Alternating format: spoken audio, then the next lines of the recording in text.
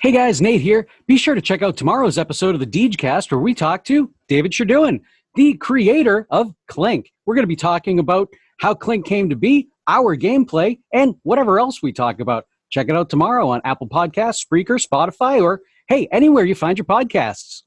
You know, even though it's wind, you can kind of see this hurricane. It's not a full tornado. And at the eye of this, you see the structure there. The creature itself is above it. We're finally working as a team.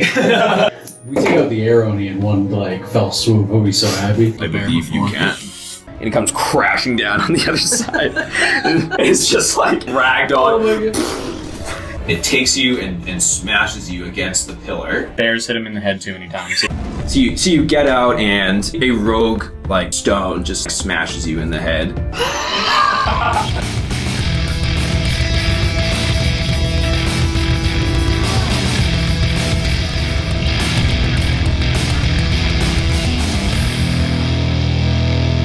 I got heads tails on my wave action. Okay. That's into position.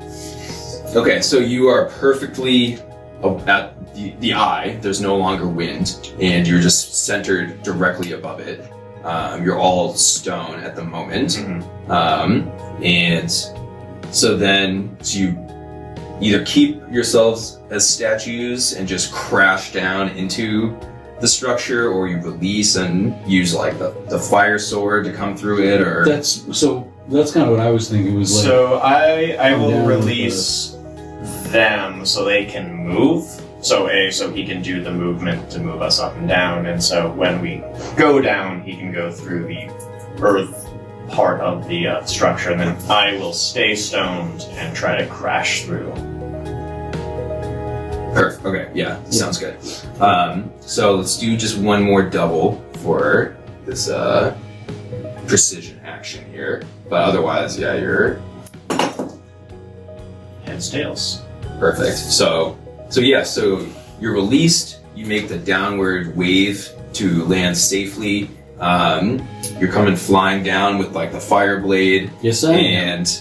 And so he lets the two of you go first, and so you come down, and as you come down, you cut through, and he just comes crashing through the center, and the whole thing just dissipates, and the air Oni just before he even knows what's going on. And as it just puffs out of existence, you hear Kuki. Kuki. So I come out and say, "Kooky." So, same thing, sword appears. It is white and constantly vibrating ever so slightly, and it is giving off also a light whistling sound, which I can't actually do, so here you go. The hilt is circular, and it is perpetually spinning unless sheathed, at which point it just instantly stops. And as you grab it in the air, your feet just leave the ground. Sweet. So we're gonna take all these and touch tips. See, Let us touch our tips gently. cross the beams and see what happens. Does anything happen? A really awkward moment between the party happens. That's Okay, that's about it. That's about all that happened. Okay. we never speak. We of don't this speak again. of this again. All right. Actually, as you do it, nothing happens around you, but you hear just way off in the distance, just a ferocious roar. Take a look at the compass. And it is jet black. And is pointing in the direction of the roar. Well, that's coincidental. I was gonna say ominous, but that works too. We shall set off. Yeah. So let's go find out what this roar is, gentlemen. Grab your swords. I can't really Yeah. let it So go. if it's unclear, you're literally flying. Okay, I'm flying. And Can Can I take them- flying through the air? can I take them with me? Oh yeah. Oh, yeah. We're gonna climb on. So yeah, you guys just climb on. Even as a stone, it still makes no difference. Cool. The sword just. you're able to fly. So yeah, you guys like climb onto my back or whatever, and we just fly off into the direction of the roar And the black compass. and the black compass. And whenever we get there, I want to just hover over and look at what we're up against. So you're flying towards a mountain, and you can feel the compass angling upward. So you start just flying upward, and you see beneath you just the landscape is still it's beautiful landscape. Nice flowers blooming everywhere, and there's actually like small wildlife around, and say like a red fox, and cute animals. I mean, so you continue to fly up, even all the way to it looks like you're basically going through the clouds, and as soon as you pass that threshold, there's the night sky above you, and there's a plateau, and so you reach a man who's like 7 feet tall. His skin is like the night, like you see like stars. It's like little mini stars, and it makes out. You can still see a face, and he's wearing just black samurai armor. And he says in his deep voice, so here are the ones to break the spell. You'd best be ready for what is to come. He then stomps the ground, and he generates a small boulder before him, and he palms it, and it rockets at the group. He then blows a fierce wind from his mouth, immediately following it, to try to push everyone off balance. And he draws his midnight black blade and engages the group with incredible speed. I'm going to try and, since I'm still flying, try and dodge the boulder that's coming at us. Okay. So you just want to stand still on back, his back, glide it, yeah. Yeah, I mean, I was. Yeah, that works. Okay. Yeah. Okay. If you can fly, you're not just gonna like land as soon as you see an enemy. It's gonna be like, I'm just gonna hover here and see what happens. Heads. Okay, yeah, so you fly up above it. When he blew like the wind afterward, now that you're above it, you feel that wind, and you're off balance, and he now is coming at you, about to strike you with his sword. How far away are we from ground? So it's going up, 10 feet in the air. Okay, Yeah. we're like at the top of this mountain. basically. Yeah, you're at the top. Okay, I didn't know like how high up, like above the mountain we were. So Yeah, it's just a clean plateau At the top? all the way across. Yeah. okay, so I'm going to try and dodge him and land on the ground. Okay. Because that way I figure we can all get better footing that way. Sure. Yeah. So And if anybody wants to aid in this, as well, or again, just kind of trust that Can I throw up a wave to dead not fall and fall off? Use a wave to kind of pull myself down. Okay. Can I turn myself to the stone and throw myself at the pony to try to distract him as my two companions get to safety? Definitely. Yeah. Let's do that first. Okay. And then go across that way. Yes. Okay, so this isn't the way you were failing isn't in like being able to turn to stone or getting injured or anything. It's just that you were unable to distract him. Right, yeah. That's all it is. You just saw this old man turn to stone and then fall, and you're just like, what? So then, He's just still paying attention to us. yeah. So Skodai is falling. He's just like, I saw that happening different in my mind. so then someone else would describe how that got worse. All right, I have to. Well, Oh wait, no. So Yeah. when he starts falling, he does not quite hit the plateau and maybe like falls down the mountain a little bit. Okay. That's fair. On the table. Heads. No. He falls very far down. So you like hit the edge and you just go like clank and just like fall back over the side. You're fine. I mean, you're just like a statue now. Right. But you are out of commission for a couple minutes. Okay. That's a reflip. That was a good landing. Yeah, that's crazy. God. Oh. Oh, it's tails. So I'm not out for a couple of minutes. Do you want to get a flashback immediately? I could get a flashback immediately. What's my flashback? I've been thrown from a mountain before. There used to, when I was a child, there was this hill on the opposite side of the rice fields that all the children would get, like, barrel lids, and we would just slide down the hill, so I know exactly how to slide down hills without injuring myself. Perfect. I love it. Love it. Start sword surfing down that hill. Yeah. Oh yeah, that'd be sick. Just accept in stone. Right. So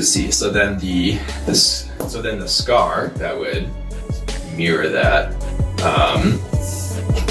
Then yeah, maybe like something happened to a friend while this was happening, despite A your horrible skill. sledding accident. Yeah. Yeah, there was a normally enough room to stop after the hill ended, but a little ways away there was a pretty significant drop-off, and the game that us kids would play would be to see who could get the closest to the edge, and whoever got the closest would win.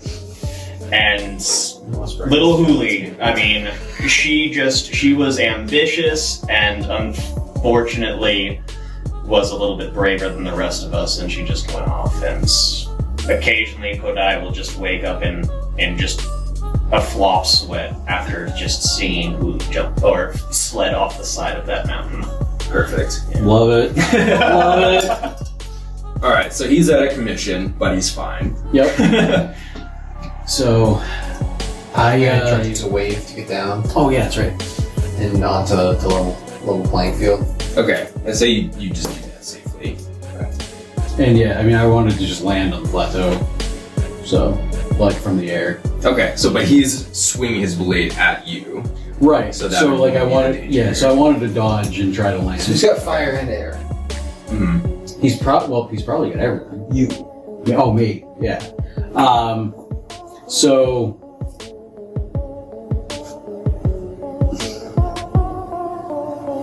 No, fire sword does. Yeah, it does. Yeah, we do. It cuts through where it's like butter. No, it's a spirit sword. No, No, that's the fire. Actually, okay, I guess that is. Earth Sword turns him into the statue. Yeah. Yeah. Right. Okay. All right. Never mind. So yeah, I'm gonna try and dodge and land on dodge the attack and land on the plateau. Okay. So. I say flip 2. Say like your constant combat training. All right. So that was a reflip because it fell off the table. Heads. Heads. Okay. Awesome. So you dodge him, and he's like shocked that you managed to avoid his blade, and you land behind him, and you just palm him in the back with your super strong. somebody so big who's so aerodynamic. Yeah, right. I know, just doing like crazy spins and like through the air. Yeah, dude. Yeah. So you spin around and you just palm him in the back, and he goes flying forward. Towards me, presumably. Yeah. You can do that. Yeah. Who Sounds is brandishing a water sword. good. So I'm So gonna try to attack him as he's off balance, falling towards me. okay. Sounds good. So I'm actually gonna try. As he's falling towards me, I'm gonna try to go for his arm and try to take his sword from him, like cut his arm off and retrieve his blade. okay. 2, 1. Do it. Let's see. Or I could use my hammer and get 2 definitely and try to disarm him with the hammer on a chain. Because the hammer is... Oh yeah, spin around and, Yeah. and like pull it down. Yeah. Yeah, let's You do could that. also do things like a feint as well. That's tails. Gonna go in with the sword. Okay, yeah. So then, so while he's going flying at you, then you whip out and hook around his sword and yank it back off of him. Which we can say just goes skidding because it wasn't like a flying success. I just disarmed him. Yeah. So yeah, it's removed from him. Which then he takes his arm and he just shoves it into the ground and stops himself after like 2 inches. And then he uses his other hand and he slams down and he goes up into the air. And then let's see which move would be best. Then let's say he does fire. So then he generates like a fireball and then shoots it at you. How far away am I from him? So I mean, We're all we're both on the Yeah. plateau, so you're all pretty close. so I'm going to Yeah. take the water sword and try to like whack the fireball out Yeah, I of would this guy. say just throw up a wall. Yeah. So Oh, you have the water sword, Yeah. not me. I have the air. Yeah, never the mind. air. Never mind.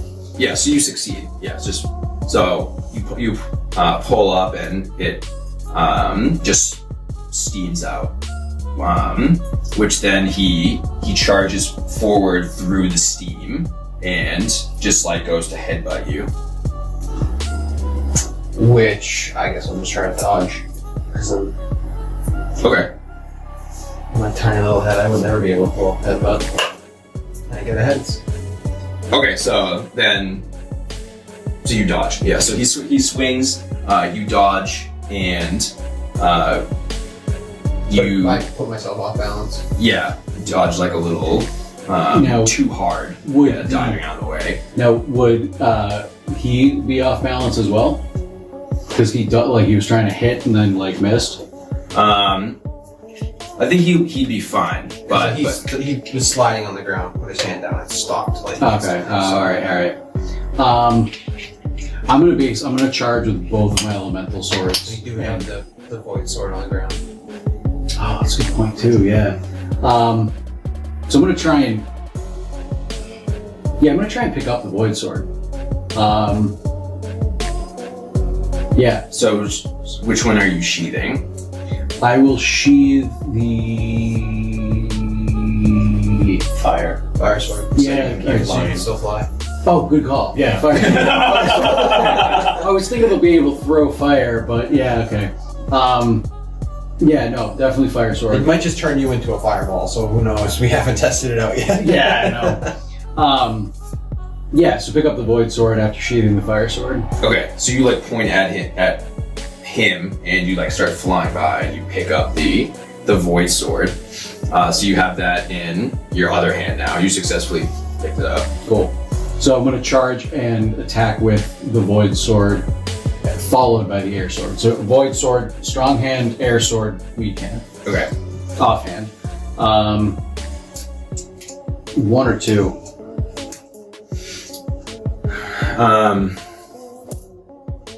You're still attacking him from behind. And the fighting. You're literally flying. Yeah, let's flip 2. Yeah, alright. Whoop. Heads and heads. Okay. Beautiful. Yeah, so you fly up to him, you slash him with the void sword, all of his armor shatters and falls off. And then you stab him with the air sword, and he cries out in pain. And you see just like there's a gaping like tornado just like blowing around in the hole you stabbed. So you like pull that back out. And he's exposed now as well. And it seems significant to you that there's like air just blowing around inside of him. Okay. Is there a pillar around with No, him? we gotta hit him with each one of the swords. Okay. Fair enough. So I'm going to... I'll sheath the the Void Sword and attack with the Flame Sword. Okay. Well, I was gonna try to get him back up the mountain. I'm gonna try to see if I can get the So water back so up. while I'm keeping this guy, while I'm keeping him distracted, you go get him. So I'm gonna pull him back up, and then I'm gonna go in for an attack with the water sword as well. Okay.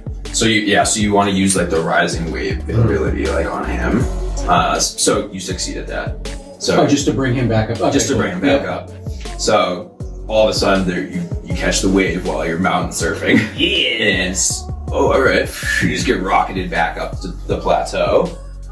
And so then you both attack like simultaneously. Sure. So Yeah. Fire Sword and Water Sword. Alright, cool. Sounds good. Steam blade. Double. I'm assuming double or Um, just single or Let's see. So I think Kento would be double. Yeah, I'd roll a single, and I was just off balance and don't have nearly as much combat. So double heads. Beautiful. And a heads. Wow. So I'm gonna just say that his benefit is canceling out your minor setback.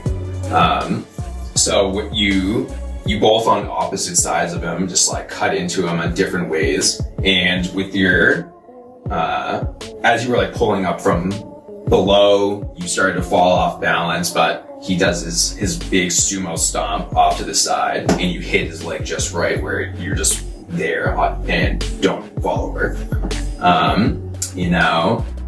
You're throw his leg out and just kind of catch you. my balance. yeah. And now you're flying. Yeah. Oh my God. Yes. Let's do that. You're in the air after getting rocketed up by the wave, and you're just coming down all 90 years old. It should be like with a stabbing motion like this.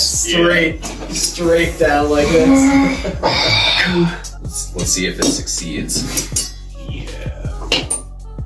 Double, because he is a samurai, and And he's coming from the air and Yeah. Let's do it. we're already at 50 Let's minutes. do it. Okay, that's a heads and tails. Okay. So you pull it off. All right. So you come down and then you stab him with the. Just for the record, the one coin was going to be tails. Yeah. So you see all the wounds are of each element, and he just pauses there, and he looks up. All the wounds fade away, but then he says, he parts with these words: "You are truly powerful. Return to Akuma no Machi and taste the fruits of your labor."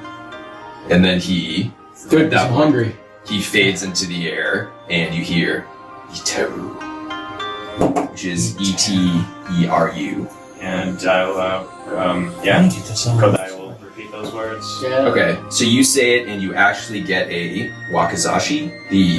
So like the samurai had the main katana, Yeah, the smaller, the short smaller, sword. short one. Yeah. And it's so you have just like a jet black. Every aspect of it is just jet black. Cool. And that appears on your side. And So that is probably a six right over sword. the hilt of my no. my broken Yes, katana. Because I have the Void Sword. I have 3 swords right now. Yeah. So the voice sword disappears with him. Oh, so I have 2 swords. Yeah. Okay. But the Iteru, no, that's pretty. Just yeah. So there are more of these wakizashi. So like going down, you each say Iteru, and you each get one. Oh, so we each say, okay, Yeah. You see Sorry. one. So these you'll each get one. So you Okay. each have this this Void. void sidearm. Okay, basically. cool. So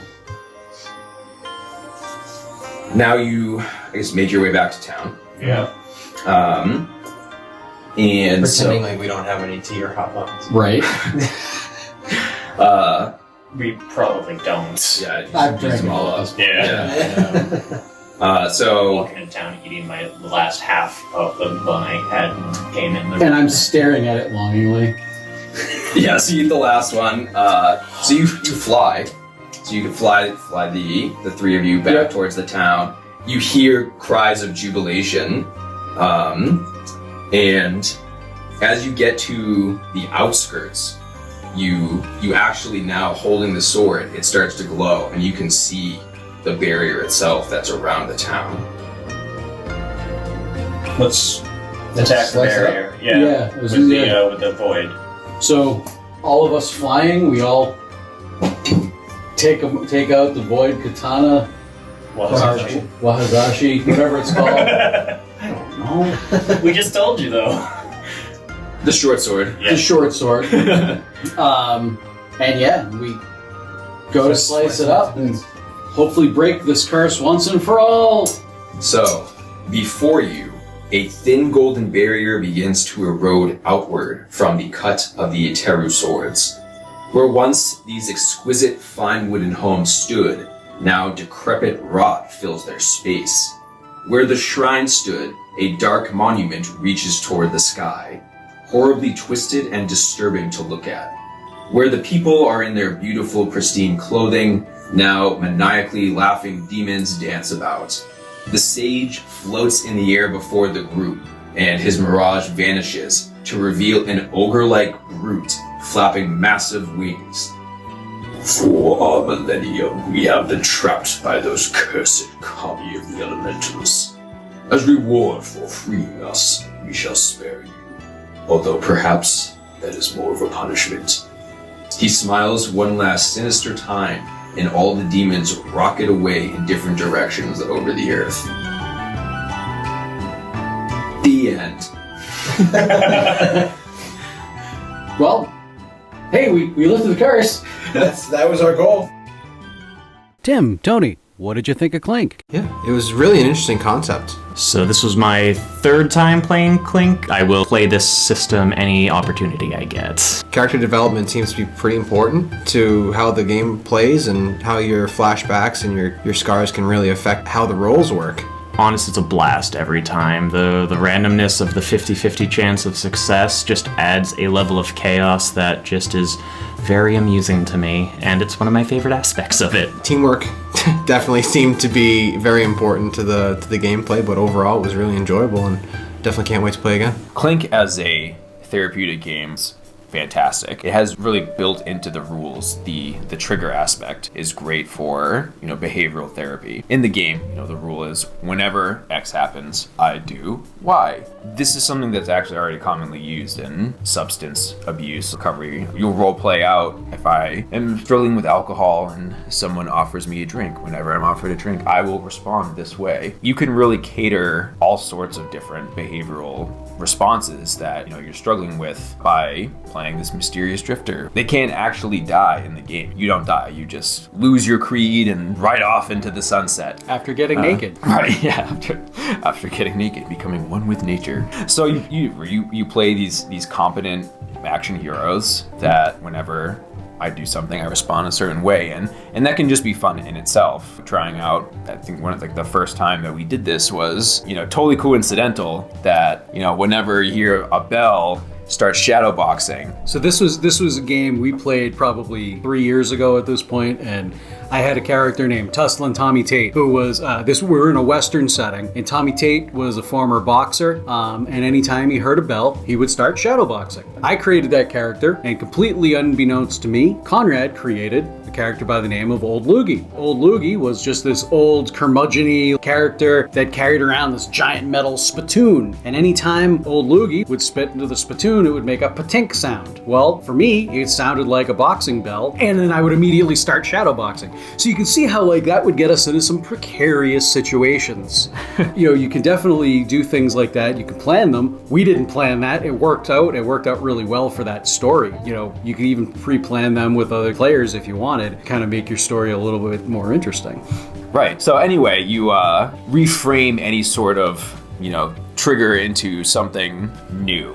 Again, somebody who has an anger impulse issue, when someone starts shadowboxing at you or something, the response isn't, in the case that you will now be designing, to then start shadowboxing back or become angered or begin combat. Instead, you're reframing that into a more positive way where it's okay, well, then I calm down and take my deep breaths or whatnot. Right. One with the world. Precisely. That's really cool that they have behavioral technique just built into the rules. Another thing is with the flashbacks and the scars. This is where we move away from egocentric thinking, and you now have to begin, practicing your empathy, altruism, whatnot, and focus on somebody other than yourself. When someone creates a flashback, they give their sentence of what's happening, and then the next player has to think in a meaningful way about somebody else and their past, and then make a question that makes sense. And then that person goes out and tells their story, and you're listening to what that is. So it's really great for opening up those communication channels, and two, like the story that one of the best examples we had from the game was with Kodai, Tony's character, who had his failed seppuku attempt. And what came out of that was, instead of depression and sadness, it was actually resilience and durability. So he had reframed, aspect of his past that somebody else had to ask and think about into a more positive way, that he was meant for something else. Like the Ronin was the masterless samurai in actual, history, and that's ultimately what he became. And they would lose purpose, like he did. This action then allowed him to find new purpose. I think that was really cool that and I think too that right away, Nate had asked, about like the scar, like on his neck. Yeah, if he had a scar on his neck or something like that. Yeah, and so kind of to Conrad's point, it really makes the other players focus on somebody other than themselves. You think about it, and I mean, how many people do you know in this world that are very self-centered? Me. You start telling them a story, and their eyes are glazed. They're not paying attention. I'm seeing that more and more. Whereas with Clink, you actually you got to stop. You got to think about somebody else and think about, what happened in their past, what their character might end up doing, and then ask a meaningful question about this particular flashback or even a scar. So it's cool. So it's like you're basically forcing the group to communicate with one another as part of the game in a fun way. So I can absolutely see the therapeutic benefits, especially in a group setting. Right, and your creed too, that unifies the group. When you sit down, if you're just starting out, and perhaps you're making the setting as a group, or like we did, and I had prepared the content in advance, and we got to a point where it made sense. We'll follow this collective creed, regardless of what individuals are doing. They still have to come together over like a shared belief. They make that together. I guess I suggested slaying the Oni was, their group plan, but then I think we probably would have come up with that on our own anyway. Right, but you actually even changed it to, we're gonna lift the curse. Oh yeah, that's right. So it wasn't even what I said. They came up with a creed that they felt made sense for their characters together. Right. Yeah, because I think at that time when we created the creed, we weren't sure if lifting the curse necessarily involved killing all of the Oni. It did, but we didn't really necessarily know that for a fact then. So yeah, I think that's exactly why we went with lift the curse rather than kill the Oni, because that could entail killing the Oni. But killing the Oni may have not lifted the curse. Right, and that again brings the group together, where they ultimately have to do one thing together in accomplishing this creed. Even if they butt heads or whatnot, there's this group aspect of working together for a single finality, for the greater good. So you could, I guess, like, oh well, we want vengeance on so and so, but that's for the greater good too. Yeah, vengeance is always for the greater good. No, it's not. Don't listen to me, people. In terms of challenges as a game master, and I would imagine the player too, is really the planning versus chance. Yeah. So it doesn't matter, what you plan out in advance. The odds aren't really in favor of, okay, well, somebody in the group will be able to solve this because they're extremely dexterous. They'll be able to pick this lock. Instead, it all comes down to, well, you have the flip of a coin. Or you then create your flashback that would give you the 2 coins. And even then still, when you succeed, you're guaranteed success there, but then you also have a 1 in 3 chance of developing a scar. So you could just have this major setback all of a sudden. When we encountered the Fire Oni, we had almost an entire episode devoted to us failing. And it was just over and over and over and over. We just failed and failed and failed. And I think that was probably the biggest challenge of this game, for at least for me, and I can't really speak for the other guys, but probably for them too, is at every turn, we're like, we want to keep going, but we flip the coin and up 50-50 chance of failing, and well, we kept failing. In a way, I mean, it can kind of hinder the story, because like I know by the end of that fight I was ready for it to be over. By the same token, it can also really change the narrative of the story. Obviously Billy's character, he ended up scarring out in a different way, but let's say, I did something and I completely failed, and all of a sudden Billy's character Casanova was like engulfed in flames and whatever, and that was maybe that was like the way we took him out of the game or whatever, because Billy actually had to go home early. He didn't create his additional flashback to cancel out the scar. Yeah, he had to go, so it kind of organically happened that way, so whatever. But I forget what my point was. Crap. The story. Yeah. So I mean, it's yeah, I don't remember where I was going. It's all right. I lost my train of thought. Right, if you listen to my podcast, that happens a lot too. Listen. PWT Talks NXT, PW Torch. So as a storyteller too, that's a major challenge, is when they do keep failing. Now I'm trying to come up with a different way that they fail. They sat there and they had the single fragment, which was like the key to victory here. And if they succeeded just with stabbing him the once, then it's like, all right, well, it's done. But they kept failing just to even hold on to the fragment. So then I'm sitting like, all right, well, he developed pyrophobia. There's still fire everywhere. People are getting scalded. It's like, all right, he's got his sunburn. Oh, his feet's scalded now, or his single foot that he stomped. Now that's burned. Drop the sword. All right, now glass shards suddenly in Billy's character, and then the misinterpretation where he throws it out. We're able to come to like a few different ways, but it is like, as a storyteller, when you're trying to come up with fresh ways of failing the identical task, it becomes a challenge. And at the same token, if they did just succeed off the bat, which they ultimately did with the wind Oni, that takes 5 minutes, and then we gotta come up with something else for the story. So what's great about it is also what's challenging about it. Clink is such an easy game to learn. I mean, it's essentially, if you know how to flip a coin, you can play Clink. So where it is so easy to learn, I do like the fact that you get the 50-50 chance. There is a little bit of challenge there. I wouldn't say challenge, because obviously, challenges and chances, whatever. It makes it a little bit more difficult to just progress on with the story. Yeah, so it's essentially, it's like an action film. It's a series of scenes that play out. You're the mysterious drifter, like Taylor's to Clint Eastwood, he like rolls in, he just accomplishes what he sets out to accomplish. Yep. And then he rides off to the next scene.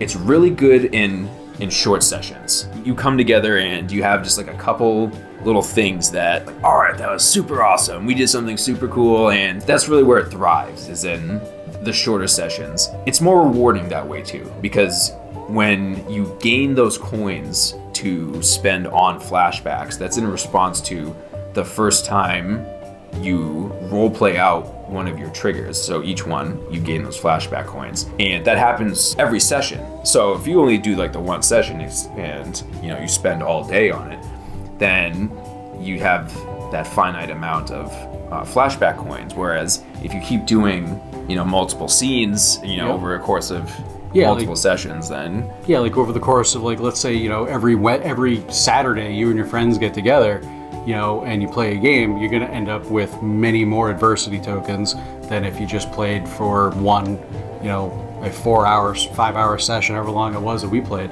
Yeah. The adversity tokens are kids on bikes. Did I say adversity tokens? Yeah. Okay. The flashback, I mean, they're coins, the things that you get to spend for benefits. So just as a little snapshot of my planning versus how things actually played out, thanks to the luck of the coin, I thought each player was going to have, a sword that belonged to them, the fire sword, the water sword, and that was unique to them, and like they could resummon it if they lose it. That person would be the only one to access its true powers and whatnot.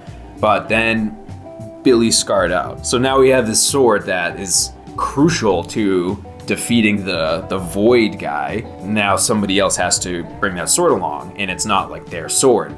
That's why, like, on the fly, I was gonna give 2 coins to you for it being your sword, But if you use someone else's sword, you can't use the ability. So the planning in advance was difficult, and it is difficult. But that's kind of what was going through my head. It's like, all right, you can have 2 coins here, even though it's not, you don't technically have. It's not your sword, but Yeah. but the person whose sword it was, had to train to catch. And As a storyteller, again, the quick snapshots and quick sessions, I think, are really where it thrives. And anyway, with the swords, in terms of continuing on the story, once again, I will be posting my notes to etc., etc., etc., and you can look at those. But some thoughts for continuing on is there's now this world where all of these demons that were trapped have now been released by the characters. And so going forward, they're now hunting down all of these different demons that they set loose on the world. And each person with their sword can develop new powers or, abilities with it, where, the wind sword with just flight, now, next move can like conjure a gust or something. And so continuing on, I think, is pretty easy with where we left off. Yeah, with this foundation. Yeah, and speaking of which, if you guys did want to see more, you want to see more of these characters, you want to see more of Clink in general, whether it be this story or not, leave us a comment, whether it be here on the video, hit us up on Facebook, our website, degetime.com. Let us know what you want to see. Bye.